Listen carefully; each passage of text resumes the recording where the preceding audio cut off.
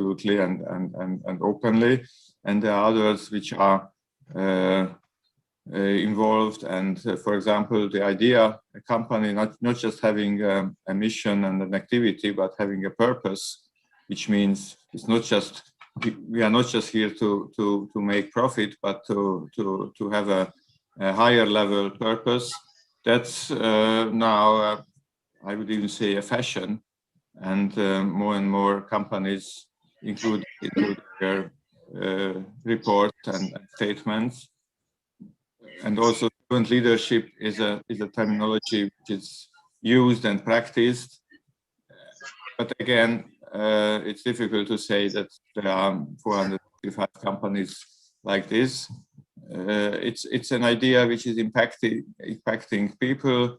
We have, for example, for impact investment, we created an association 3 or 4 years ago, which means everybody can become a member who at least put 10% of his assets and value into companies which are impact oriented. There are a couple of maybe 15 member company or association, but our aim is to spread the idea and to influence more and more the people. As it is with most of these ideas in Western Europe and in other regions, it's more, or it started earlier, and gradually it comes over and has an influence in our region as well. Thank you so much. And a similar question from our group, that how many other, maybe in whole Europe or in the world, what do you know that how well known and accepted is this kind of approach to the economical situation or running businesses? Because you talked about your own business, what you have, and from the presentation, we understand that in many places they talk about this kind of approach, but indeed, are there many companies like this around the world?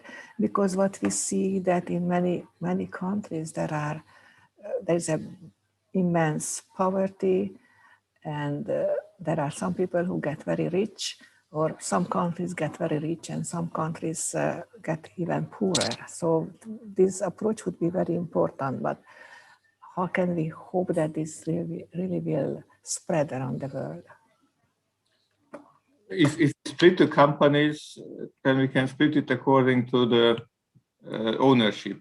Those companies who have one or a few definite owners, persons who really invested and started the company, they have a much broader freedom of action than those companies which we know, which are the big ones, and we are on the stock exchange, and which have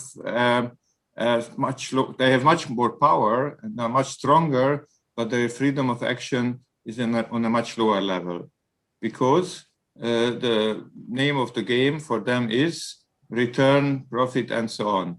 And before you think that those companies are owned by enemies and bad people, it's not the case. We here in this circle, and as I see, we are close to 100 people.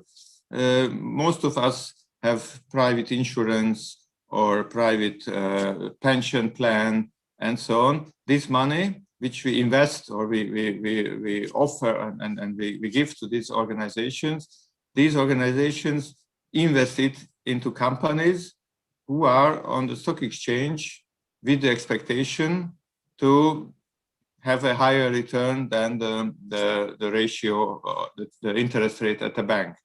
So the situation is that all of us here have indirectly investments in those companies from whom we expect nothing else than just profit generation.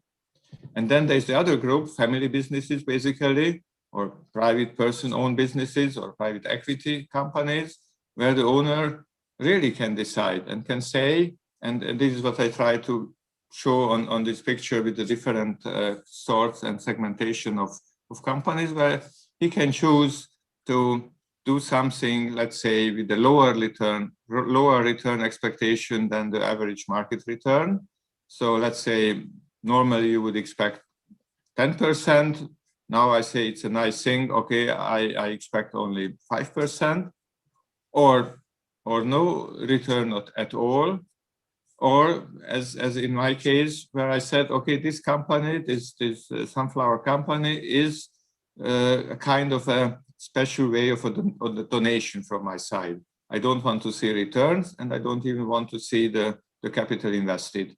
Instead of giving a donation, I started to invest in something which is sustainable, which is growing. And from the amount, I could have supported, let's say, 3, 4, 5 families who would remain in a dependent situation. As you heard, the company is sustainable and can give work to more than 100 people. So there's a multiplier factor, and it's much more sustainable, and the people work for their own existence.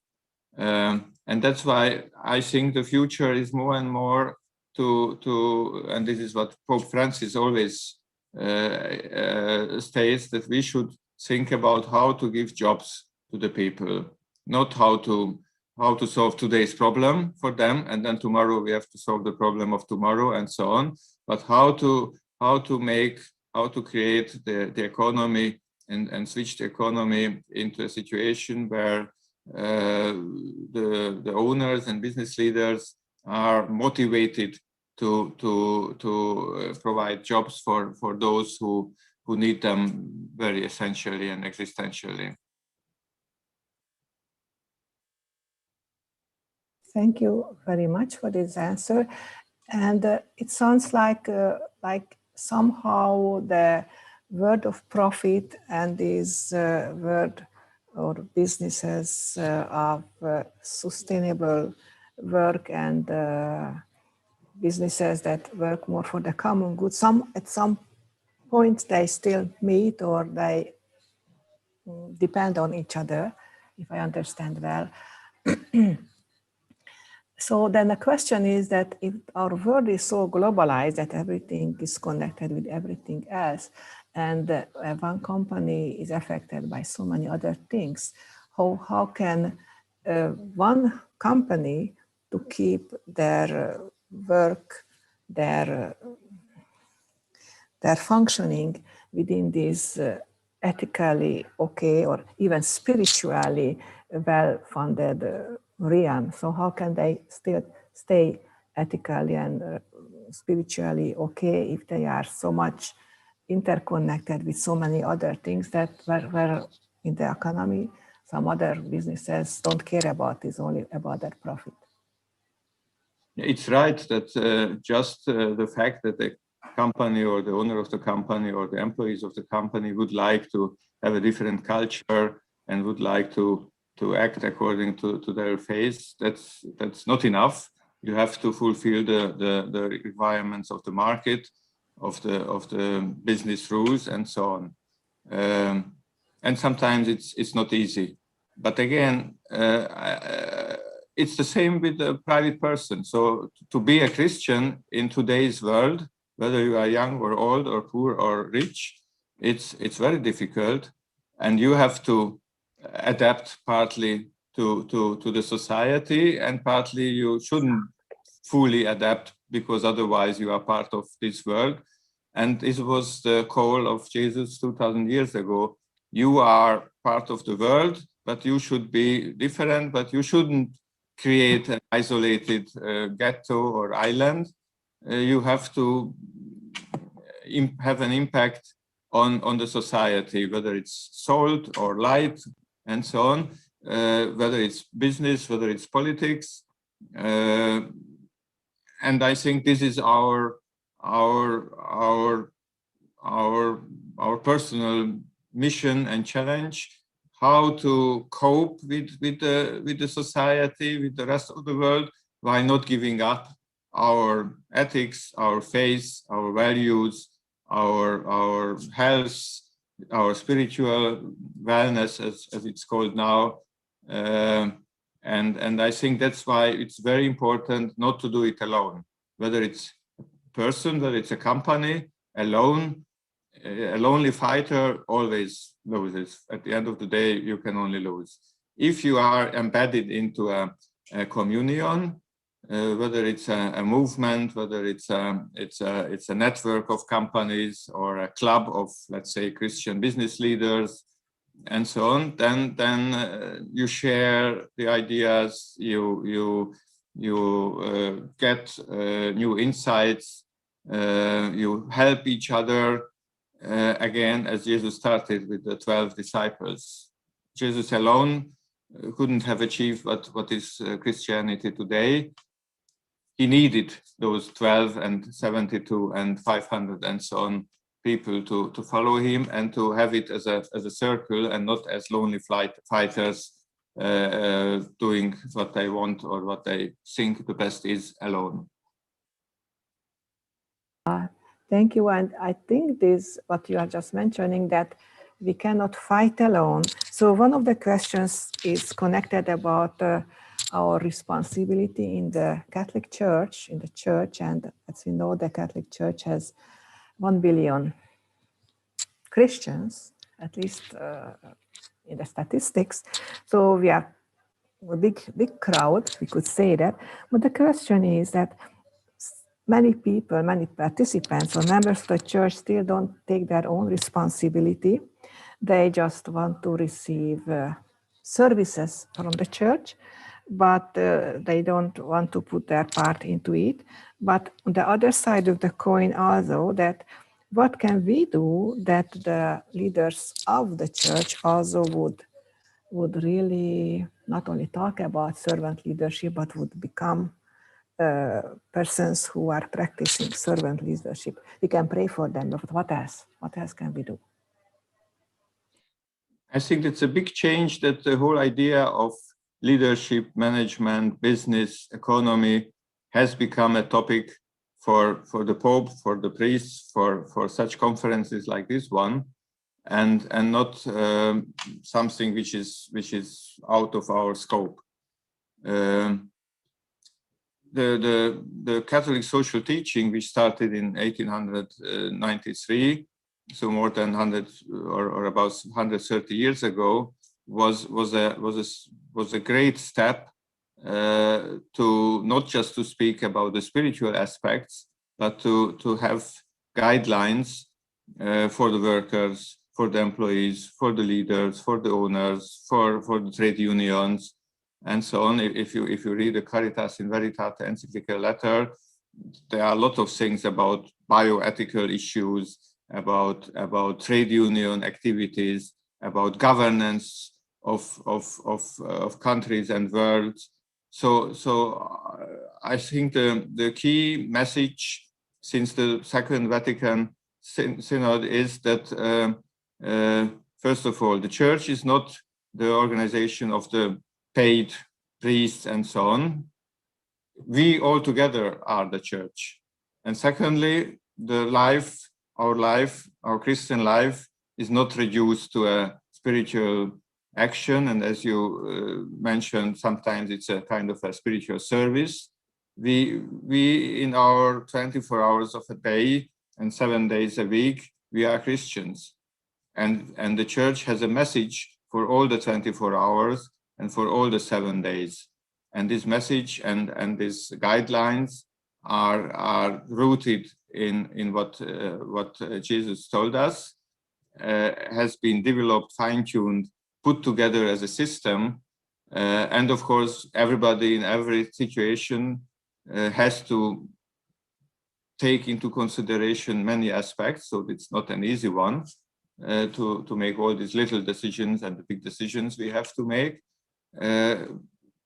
But at least we know that we are all members of the Church, and all the actions we do belong to the topic of spirituality and our faith, and to the practicing of our faith. Thank you. Our next question is, you said that every economic decision has moral consequences. And one group would like to ask you to explain it a little bit in a deeper level. What does it mean? If we speak about science, about, let's say, mathematics, then it's 2 by 2 are 4. Whether you are Christian or Muslim or non-believer, it's the same. If you come to the world of social sciences and to the world of business economy, it's different, because every decision is not just an automatic decision. You have certain dimensions you have to think about. You have to weight these dimensions, and finally you got to a decision which is based on what kind of dimensions you took into account and what the weights were. And this is again depending on your value system. And when I mentioned that, not me, but the Pope as well, or the Pope originally, I quoted him, that every decision, business decision, for example, has moral consequences. It means if we think about, for example, let's say about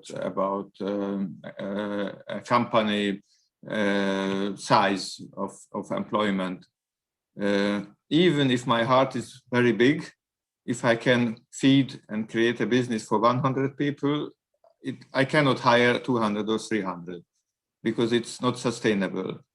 And on the other hand, if I can manage to keep alive a company with 100 disadvantaged people, then I shouldn't do it just for 10, because then I haven't followed my mission. So our responsibility is very complex, because we cannot change the world, but we have to do what we can do on our level. And I think subsidiarity is also in this respect very important, to acknowledge that, and again also that's why we need communion with others, that I can do certain things on my level, together with others we can do even more. And with the worldwide network, we can do further actions. And the fact that that the Pope would like to have a contact with the World Economic Forum and with the UN and with governments and with World Bank presidents and so on, shows that we are not just judging the world, but following the principle of the See, Judge, Act. That means we see what the situation is, we evaluate, we judge, and we also try to act as far as we can. And the individual, on an individual level, we can do certain things, and as a church, we can do other things, like as I mentioned in my presentation. Thank you. It still might be difficult to get leaders in a company or in the church to embrace this vision of servant leadership. But still, when there's a question, so how can a company introduce this new model of leadership, which also would bring to the employees changes in their lives, because it is not the usual model that we grew up with and we are accustomed with. So when someone wants to introduce this new model of leadership, it will be, for a while, it will be difficult or unusual for everybody. So how can we start to introduce this? In the company, maybe also somehow in the church? Gradually. So it's not something from Monday on, we will have a different culture, different approach, and different new way of leadership. And it depends on the leader.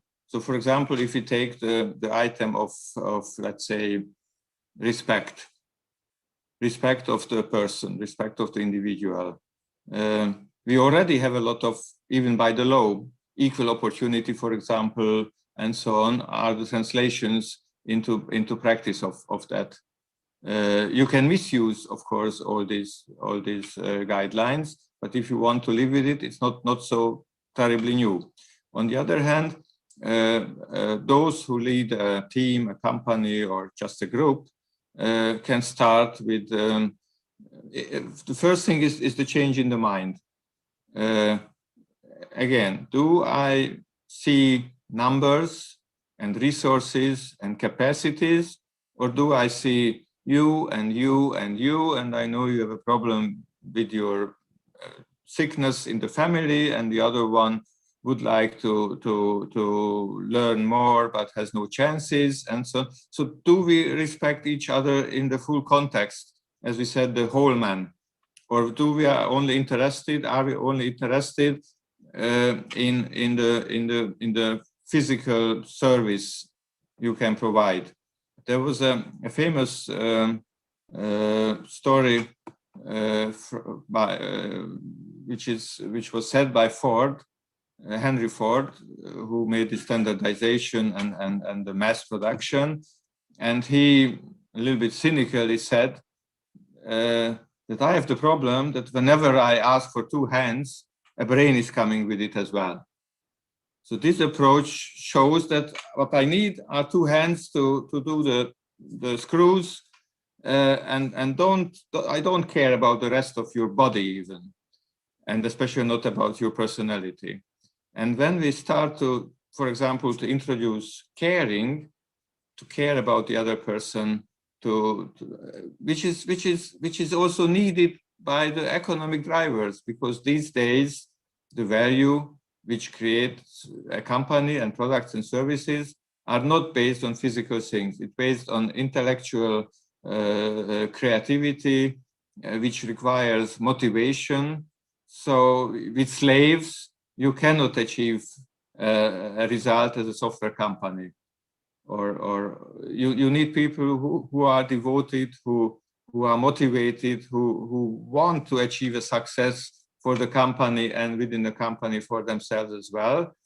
And for this motivation, they need to feel that they are respected, they are important, they can have their ideas, they have an influence on the decisions, they have team buildings, for example, to bring them together into a communion, to cross-fertilize each other with ideas and inspire each other. So I think many of these issues are already in practice, not based in this system I described, but merely as a tool to increase efficiency and to increase profitability. The difference is that we want to do it consciously and systematically. And step by step, I think the society realizes that we need each other. Like, for example, now with the COVID, if the first wave was to have vaccine for the rich countries because they can pay for it. And now the world realized if we don't give vaccines in some way for the poor nations in Africa, then there will be another wave, this 4th and 5th. We are one global, there is one globe. So we as it's in the Caritas in Veritate, we are in this global village, we are neighbors, and either we also become brothers and sisters, or we just sit next to each other and try to rescue ourselves, for example, in the case of COVID, without thinking of the others. And sooner or later, we will realize it doesn't have an end. It doesn't give a solution. So I think purpose for the company is something which is motivation for all the employees. If especially a young person joins a company and feels misused, and they only need my hands, and it's all, we are all here only to provide a dividend payment at the end of the year, the young generation will leave the company and will look for another one or create their own social company or a startup or whatever. And therefore, the companies have to take care about these ideas, and don't forget that the companies and the leaders, they are also human beings. They also have families. They would like their children being proud of their parents, and try to bridge this gap. And as I said, the highest level of freedom are with the companies which are owned directly by private persons, which have an owner with a face, with an identity, and not a, you know, stock exchange companies with shares which are owned by organizations where there are employees, and behind them are again pension funds and other organizations, and there are no faces and there are no responsibilities.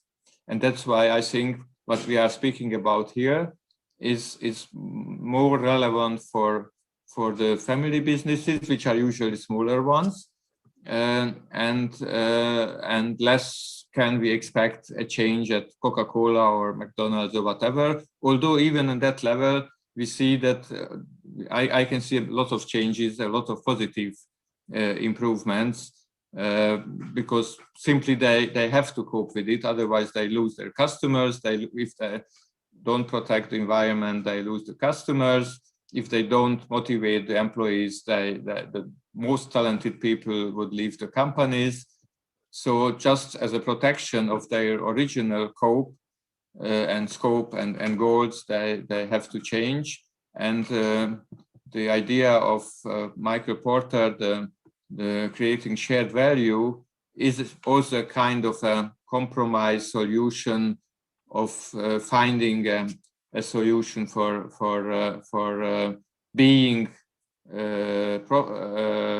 useful for the society while still being useful for the owners as well. It's a long procedure, and we shouldn't expect the results from the biggest companies. We can much more expect from the small companies. By the way, it's the same with donations. People think that the biggest donations come from the biggest companies. In absolute terms, of course, but if you compare, and I can tell it even for Hungary, if you compare the amount of donations given by small companies compared to their revenue or profit, and you compare it with the major big multinationals, you will see that the ratio is much higher. And the same with private people. I mean, if you go to India, which is a poor country, the poor people share their wealth and give money and so on to those who are even poorer. And it's not the richest who would help the poorest people. But I think we shouldn't look at others. We have to focus on our own task and on our present moment and our capabilities. And it's not the big companies and not the big leaders. As I said, a project team of a foundation without big monies, without big organization, also can be led according to the servant leadership model, or can be managed as on a command and control system. And it can be even within the church. I think in the church, the temptation is even higher because there is still a sometimes very rigid hierarchy level. We got used to follow instructions and not to ask questions. So it's also a slowly changing approach where we, I mean the lay people, for example, have more and more rights or impacts or responsibilities as well. As here today, that I'm an absolutely lay person and I got invited, I don't think 50 or 100 years ago that would have been the case. Thank you very much for this very detailed answer. And as you were talking, I was thinking about this fact that that's indeed now the big companies also started to recognize that they have to take care of their workers, not only because it would be nice, but because it is more profitable for them. So that's a good thing. But somehow I feel this that still, if they take care of their workers or try to provide better conditions or better salary or maybe a little more influence in the decision making, if they do it still to have a better profit, so they are doing just for the sake of the profit. But what I feel, what you were presenting, this alternative that comes from the heart as well, and this too that. Maybe that those decisions that come strictly from financial point of view and decisions that come from also from the heart or from the ethical part of our being, it also tells me that somehow we need conversion. So to really make good decisions and commit ourselves to run businesses in an ethical or a religious way, we need a conversion of heart. And with this, we also get to the next question. One group says that what are those virtues that are necessary to practice this ethical or business management that is focused more on the common good, that this whole thing can become a culture. So it's not just certain groups or certain movements or small businesses, but how it can become culture. It starts with our own conversion and starts with the individuals practicing certain virtues. So what do you think, what are those virtues that people should strive for? For the as a reaction to the first part of your thoughts, I think that there is a kind of a procedure of all these ideas. The spiritual idea was clear already, let's say, if we go back to Jesus 2000 years ago. The academic followed with a long delay. For example, just the fact that human dignity, it was clear from a theologian point of view that everybody has a human dignity, each individual on the globe. The philosophers needed several hundred or thousand years to reach this status, although theology told it already.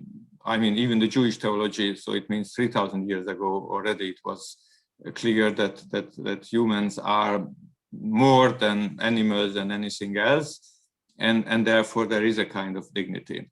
So spiritual, clean and clear ideas, then somehow it comes into the academic world as science, as new ideas, as books, and then gradually it comes into the practice, and of course the practice is the proof, and that's the goal. I think if we, for example, think about corporate social responsibility, I mean, to be responsible also as a company and toward the society, again, from theological point of view, it was clear always. In the academic, it showed up in the early 50s. The first article about corporate social responsibility appeared in 1953. And to become corporate, I mean, the whole CSR activities and the whole hype of CSR happened maybe in Western Europe and in the States maybe 30 years ago, in the 90s, 80s, 90s. And in our region, it appeared and showed up and became a hype, let's say 10 years ago or 15 years ago. So from the science to the practice, it needed a few decades. I think it's the same with all the rest, like we discussed today. And as more and more people have their scientific approach, which gets into the practice through trainings, lectures, business schools, and so on. Gradually, the new generation learns it and starts to practice it. As you said, Agnes, partly only as a trick, as a tool to increase profit. And you can ask your employees, how are you today? On a way which is, I learned it at the training, that this is how I should motivate my colleagues. So every morning I ask everybody, but I don't listen to the answer and because I'm in a hurry, but I can check it and it's over, or it can come from the heart. And if I don't ask, how are you? But I say, oh, somehow today I see you are sad or tired, or something must happen in your life. Can I do something for you? That's more than just asking the standard question, how are you today? Active listening, for example. Active listening means that you empty yourself and you are ready to accept what the other person says. That's in the spiritual language, it's called kenosis in the Greek. It's emptiness. We know it, we practice it as Christians for thousands of years. And now we have a nice new wording for it, active listening. Trainers do 1 day, 2 day trainings where they teach it and let people know about it. Those people who never heard about it because they don't have a spiritual root, they don't have a spiritual life, and therefore they have to learn it in the age of 30 or 40, something which without speaking about it too much, we do in our little communions, even as children, and it's part of our life, to not just to listen to each other so I can immediately tell my answer and why I'm against your view, but to be open, to have a dialogue. So I think all those things which we call wise, to be wise, these are the virtues we need. And that's why today's social science deals with those terms like trust, like love, like mutuality, mutual love, or respect, or caring, or things like this, active listening, happiness, common good. Because if we want to achieve a better world, it's not based on GDP alone. So I think, again, we have an advantage. I would say, as a strategy consultant, we have a competitive advantage because we have a 2,000-year know-how. We know all the virtues, we know all the scripts, which helps us and tells us what to do. We have the encyclical letters, we have a compendium, we have a full system. We don't have each of us alone figure out what is the right way. We have to adapt all this knowledge, which is still not easy, but there is already an existing knowledge, including the virtues and everything which is related to it. I mean, to be humble, for example. You cannot be a servant leader if you are not humble. So all those aspects we know from our spiritual life can be translated and should be translated into first to management science, so to prove and to show that this is not just an idea, but it's a system, a consistent system, and then into practice. And for example, in my case, I run my own company. So when I started my PhD, it was not because I hoped to get a higher salary if I do my PhD from myself. I did it, and the topic was the integration of business and the Catholic social teaching. So I have the right and the authorization to speak about it, both from an academic point of view as well as from a business point of view. Because until I'm only just a businessman, a nice Christian businessman, that's okay, but we are not part of the academic society. Now I can officially write articles and books and so on, and I have a kind of authorization. In my view, the authorization comes from the Catholic social teaching, but for the outside world, it comes from the fact that now I have a document which says that I am PhD, so I am allowed to speak about it. Thank you very much. Unfortunately, we are running out of time, although we have lots of more questions, but I think all of us need a little break before we will go to the panel discussion, which will give an opportunity for our four presenters to integrate somehow these four important topics that we were listening to during these 2 days.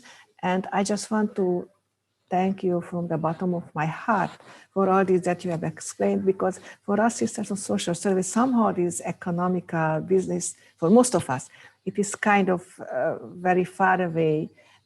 Some sisters are expert, but the majority not. So it was so wonderful that you brought these ideas closer to us and showed us how spirituality and economical thinking and actually economical enterprise can be integrated. So thank you so much. And thank you very much for the opportunity, because it was also a challenge for me, and I'm glad if I could contribute to helping in these issues for the future. So let's continue then in half an hour. Yes, we will continue at 7 o'clock. Thank you very much. Thank you. Thank you. See you later then. Bye. Thank you. It might give an opportunity for those of us who want to have a quick dinner, or maybe on the other side of the ocean, a quick lunch. So good appetite.